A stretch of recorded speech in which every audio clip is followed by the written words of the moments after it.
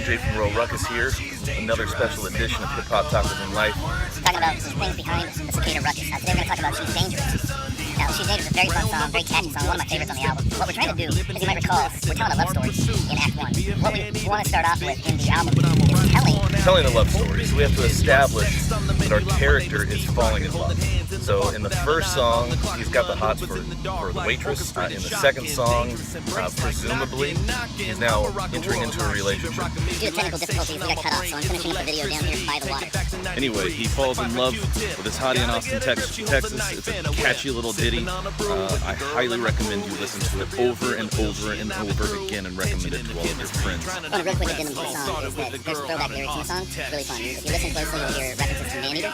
As well as Tribe Called Quest Electric Relaxation. That's it for today. We'll have another video tomorrow, moving on to the next song. Thanks.